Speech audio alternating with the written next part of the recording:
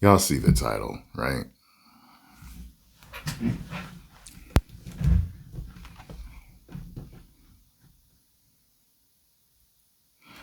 So I just got word that my father died,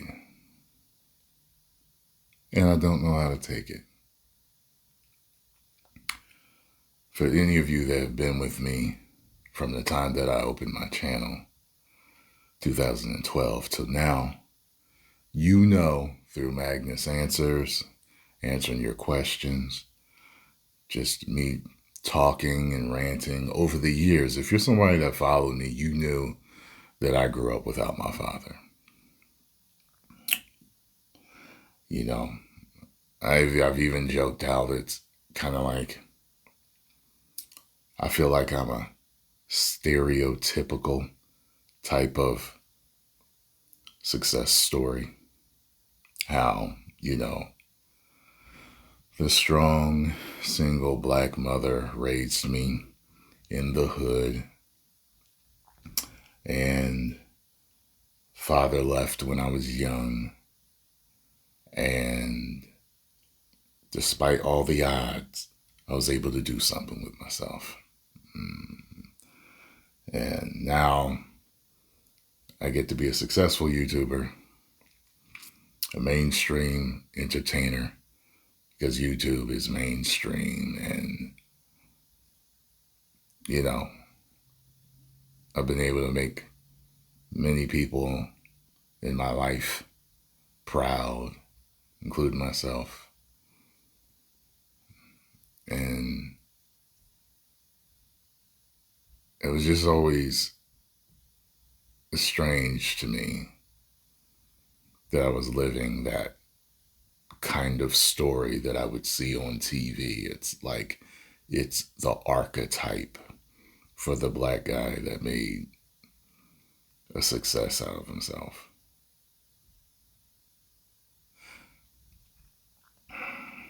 I'm just talking, spitballing here.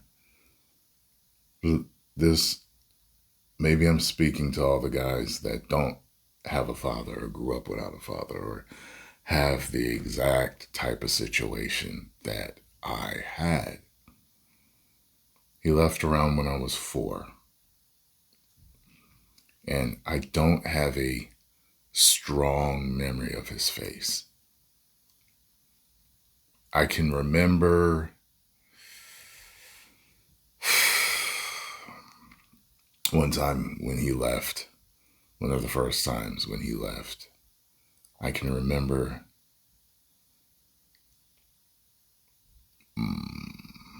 hearing some hollering and me running over to my mom. She was standing on the side of the house and she was crying, and I asked her what was wrong, and she just wouldn't talk to me. And I remember going to the basement and I could see him downstairs taking his clothes off the clothesline, because we would hang clothes in the basement. I remember him going, and but before he left, I asked him, where are you going? And he said, your mom don't want me here no more. And I mean, just imagine that as a little boy not being able to do nothing. It's like, some people grow up in different family dynamics. Some people grew up, your parents were together until you were a grown man. Some saw your parents fight all the time. That's the only fight I can remember, but I'm sure there was more. I can remember back and forth with him, I guess, trying to make things right with her. I remember as a child, him coming in one night to sleep in my bed with me. I remember that. And I remember being just so small up against the wall, and here's this huge dude sitting there. I guess he didn't want to give me no secondhand smoke. I could see the cigarette lit, whenever he would pull. And then when I got older, I was like, oh my God, my mom kicked him out of bed. That's why he asked me, could he sleep with me? Can I sleep in your bed with you? Yeah, okay, Dad.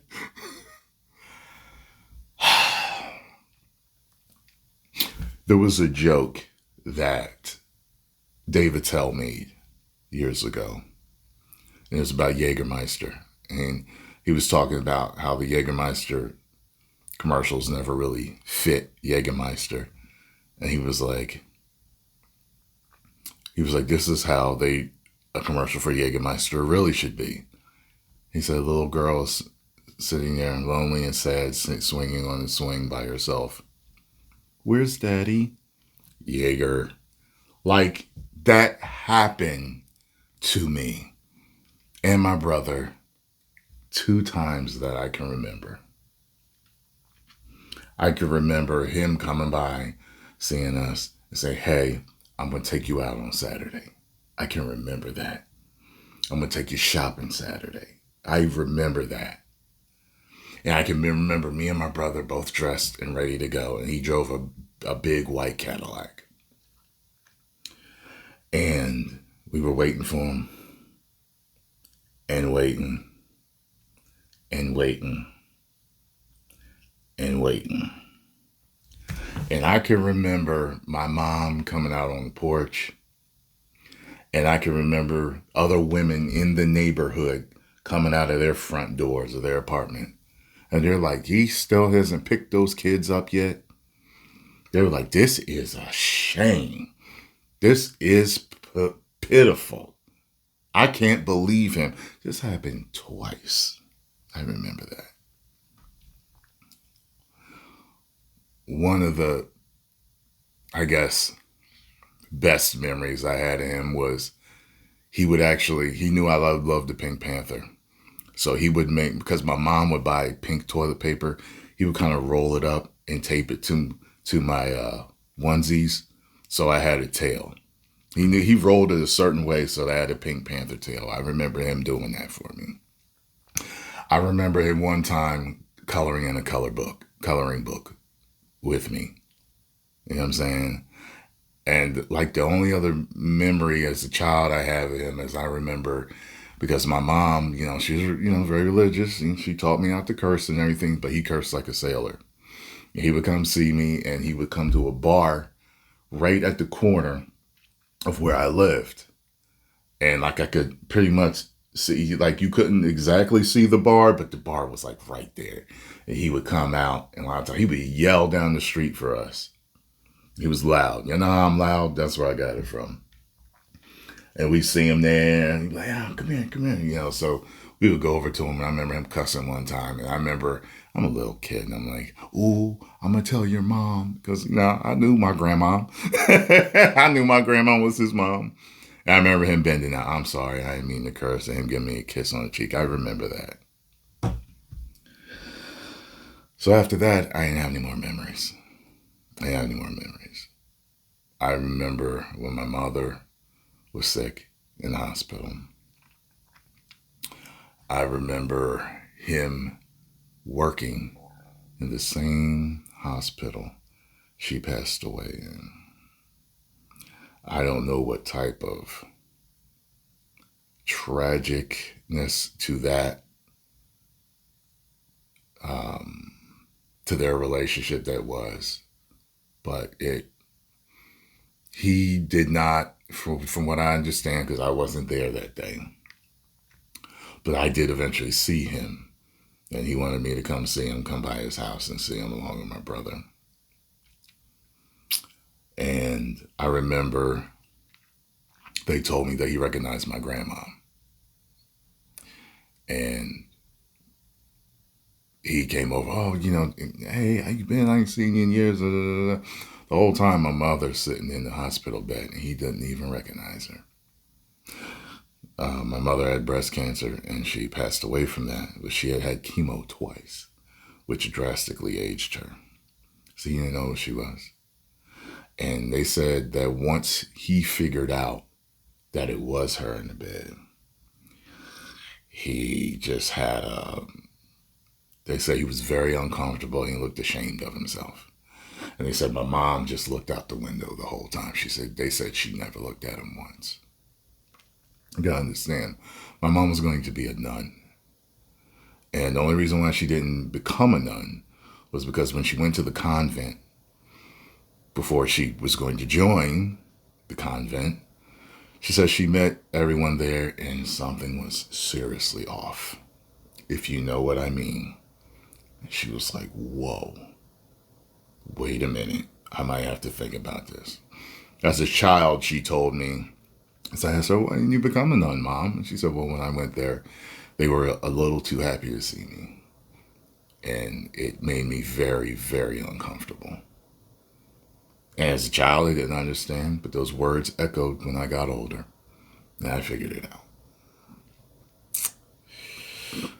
So, me and my brother went to see him, and he talked like he had some money for us. Like he was going to help us out. I remember that. And they told us he was going to call us the next week. And he did call us the next week and said, I ain't got it. And that was the last time that I spoke to him verbally. Coincidentally, the house I went to visit him in, he lives near where I ended up living at one point. And I would see him from time to time out in the yard doing yard work. He never knew it was me driving by, though. You know, he lived like on a main street. So it was like to go certain places in this area, you had to take this road. So I would see him. And I remember I was with an ex-girlfriend one time and I was driving down the street. I was like, there go my dad. And she was like, that was so weird. Because she never met my dad. She knows I had a dad. She knows he wasn't in my life. But it was really weird for someone to just, oh, there goes my dad. So, I had to learn to be a man all on my own. My mom raised me the best she could, to be the best man that she could. But, it truly does take a man to raise boys. And like I said, she did she did the best she could. And I always wanted to make sure that I made her proud,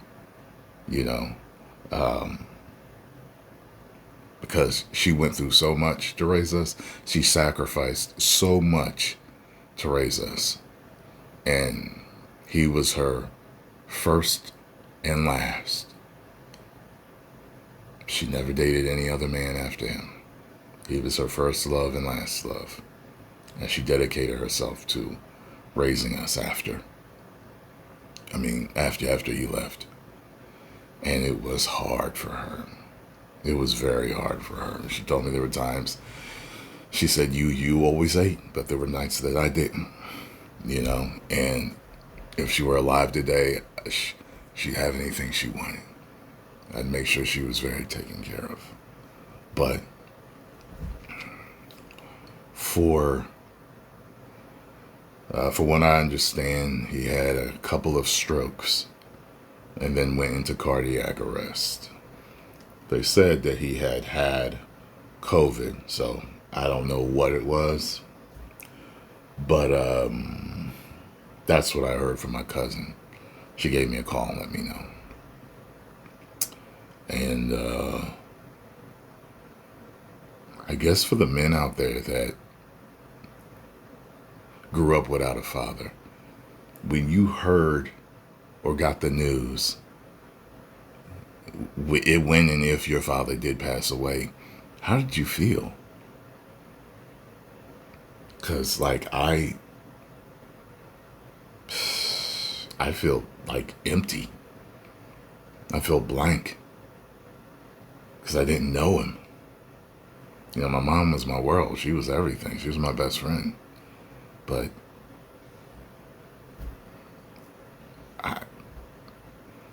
I don't know how to feel or how I should feel.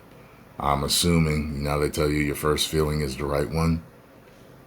It's probably what it is. It's crazy.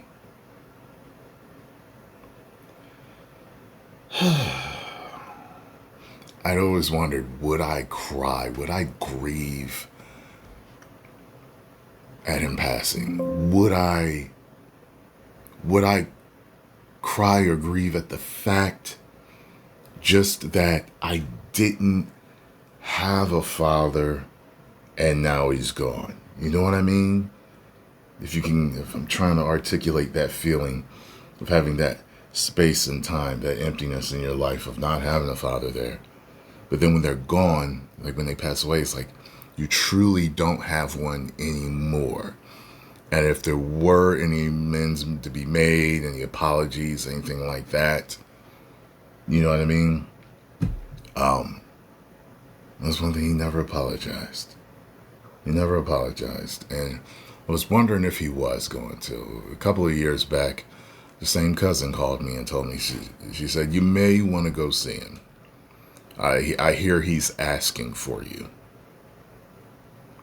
So I assume he was sick at one point, and maybe he thought it was his last days. And, you know, I assume only thing I could think of, I was like, well, he must want to apologize and make good, you know, on what he did and, you know, on his soul. I heard he became very, very religious. So, you know, maybe that, you know, maybe he wanted to make good before he parted this earth. But then I didn't hear from her. Like, she was supposed to follow up with me. So I assume he must have gotten better and then just didn't want us to come see him. You know what I mean? But yeah, I'm just telling my story. And this is one of those that I feel probably was important to tell, because I ain't got all the answers. And maybe from your comments, I'll understand how to deal with this, how other people dealt with it, how other people felt about it. You know what I'm saying? So strange.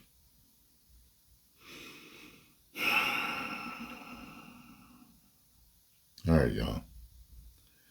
I'm going to get going. And I guess I'll continue to process this. She called me today. I'm hearing he passed away yesterday. So, and that side of the family, as far as like, I'm not really close with any of them. No one texted me. No one called me. I have other half brothers and sisters. My one sister that she used to keep in touch with me from time to time, text me or whatever. And we're friends on Facebook, but I haven't seen her in a long time. So, you know, and I think she was close to him. So that's probably why I haven't heard from her. But yeah, life is strange like that. I'll talk to y'all later.